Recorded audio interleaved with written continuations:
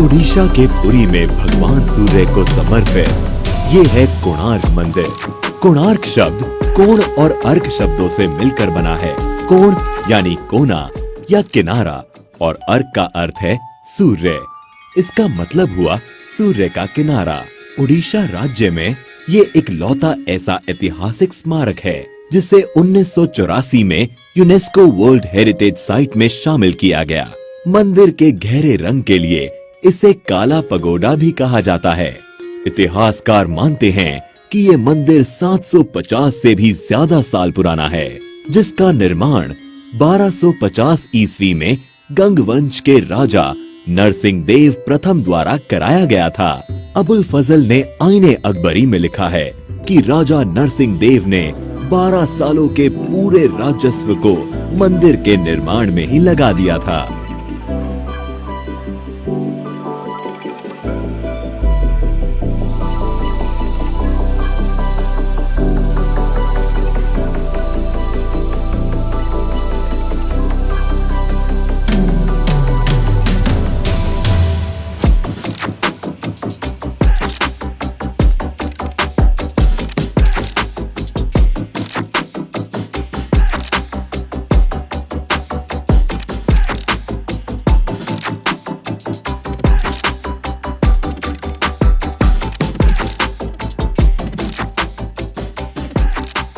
इस मंदिर को पूर्व दिशा की ओर ऐसे बनाया गया है कि सूरज की पहली किरण सीधे मंदिर के प्रवेश पर ही गिरती है।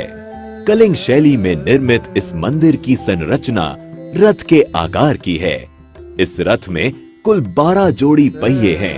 एक पहिए का डायामीटर लगभग 3 मीटर का है।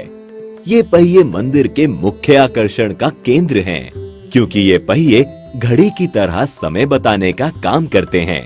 इसलिए इन पहियों को धूप घड़ी भी कहा जाता है। इन पहियों को आप इंडियन करेंसीज पर भी देख सकते हैं।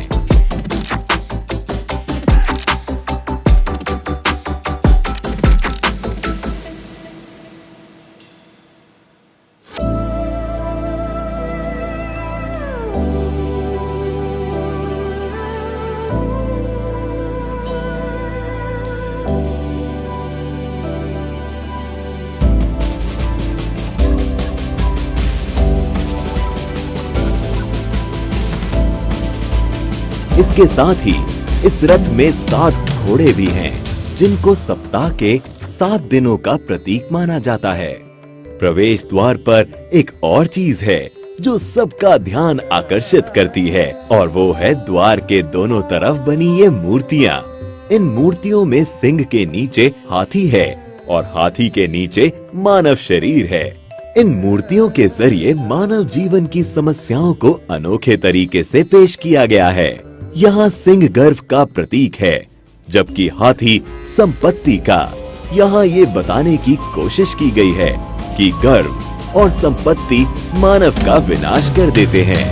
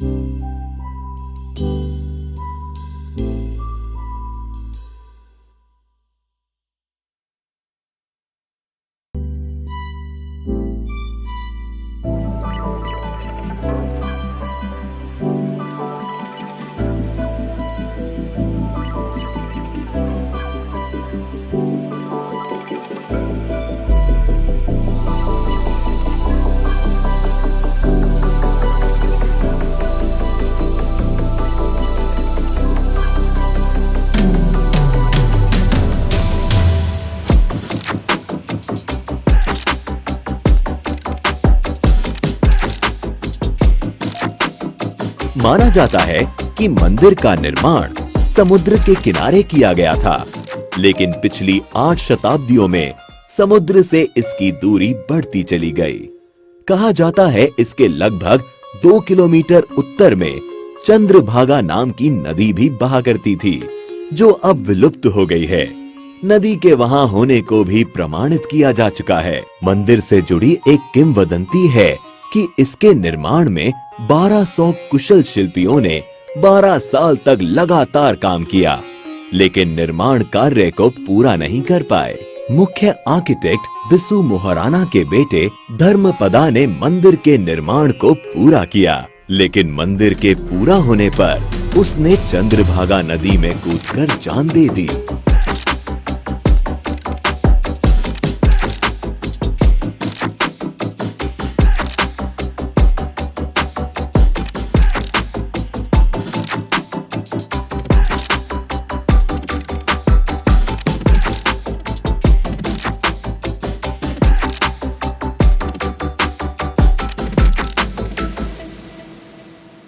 कोणार्क मंदिर के बारे में एक रोचक तथ्य है कि मंदिर के पत्थरों को आपस में जोड़ने के लिए लोहे की चादरों और चुंबकों का इस्तेमाल किया गया था। साथ ही मुख्य मंदिर की चोटी में 52 टन चुंबकीय लोहे को भी लगाया गया था। इन विविध चुंबकों के अनोखे समायोजन के कारण से ही मंदिर में भगवान सूर्य की मूर्ति हवा में झूलती थी। बताया जाता है कि पुर्तगाली नाविकों ने इस चुंबक को मंदिर से निकाल लिया, क्योंकि इस चुंबक के कारण नौका चालन में कठिनाई होती थी। इस मंदिर के बारे में रविंद्रनाथ टैगोर ने कहा था, Here the language of stone surpasses the language of man। यहाँ आने के बाद ये कथन एकदम सही लगता है।